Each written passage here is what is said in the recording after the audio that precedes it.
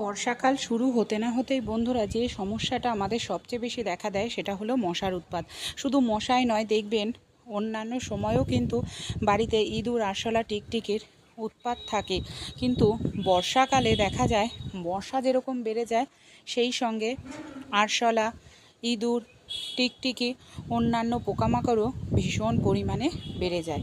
আর এই সব পোকামাকড় তাড়ানোর জন্য, মশা মাছি তাড়ানোর জন্য আমরা যে প্রসাধনীগুলো ব্যবহার করি সেগুলো কিন্তু আমাদের স্বাস্থ্যের জন্য ভীষণ ক্ষতিকর।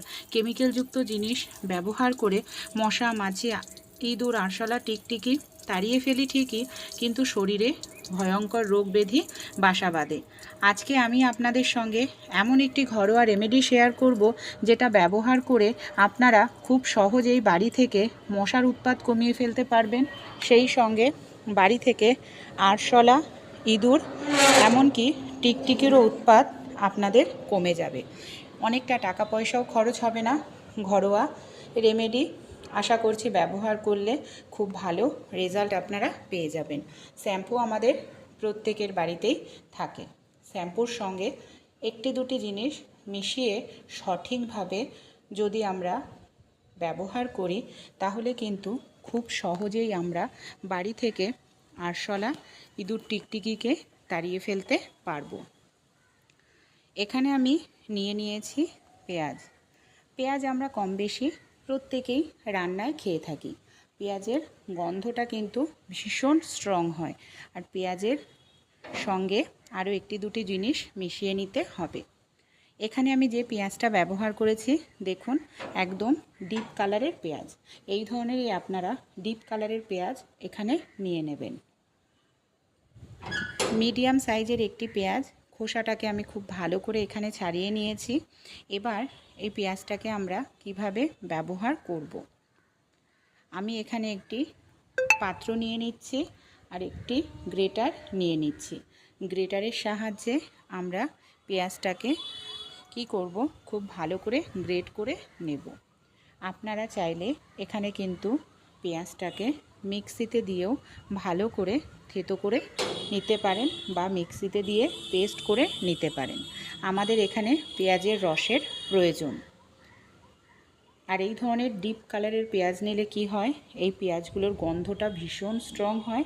এমনকি বাড়ি থেকে মশা মাছি, ইঁদুর, আরশোলা, টিকটিকি পেঁয়াজ তাড়াতে ভীষণ সাহায্য করে। পুরো পেঁয়াজটাই গ্রেট করে নিয়েছি। একটি পাত্র নিয়ে নিয়েছি। গ্রেট করা পেঁয়াজটাকে পাত্রের মধ্যে আমি দেখুন নিয়ে নিচ্ছি। এখানে আমি দিয়ে দেব 1 গ্লাস পরিমাণ জল। জলের পরিমাণটা ঠিক রাখবেন। যদি অন্যান্য জিনিস বেশি দেন তাহলেই জলটাও বেশি দেবেন। এই যে শ্যাম্পুটাকে আমরা রেখেছিলাম, এর মধ্যে আমি নিয়ে নেব বেশ কিছুটা পরিমাণ কর্পূর। যে কর্পূর আমরা পুজোতে ব্যবহার করি সেই কর্পূর। শ্যাম্পুর সঙ্গে কর্পূরটাকে খুব ভালো করে আমাদের এইভাবে মিশিয়ে ফেটিয়ে নিতে হবে। কর্পূর এমন একটি প্রাকৃতিক উপাদান, যেটা আমাদের বাড়ি থেকে খুব সহজেই কিন্তু মশা মাছি তাড়াতে ভীষণ সাহায্য করে। কর্পূর আর শ্যাম্পুর মিশ্রণটা পেঁয়াজের এই জলের সঙ্গে মিশিয়ে নিতে হবে খুব ভালো করে। তারপর এই জলটাকে আমরা 15 থেকে 20 মিনিটের জন্য ঢেকে রাখব, যাতে জলের মধ্যে সব উপকরণ ভালোভাবে মেশে। এর জন্য আমাদের 15 থেকে 20 মিনিট খুব ভালো করে ঢেকে রাখতে হবে। এবার আমরা কি করব, 15-20 মিনিট পর আবারও খুব ভালো করে একটু মিশিয়ে নেব। এটাকে কিন্তু এইভাবেই ব্যবহার করা যাবে না। এর জন্য আমাদের ছোট একটি কাজ এখানে করতে হবে। কি করব, এই যে পেঁয়াজের মিশ্রণটা রয়েছে, এর মধ্যে কিন্তু পেঁয়াজের ছিবড়াটাও রয়েছে।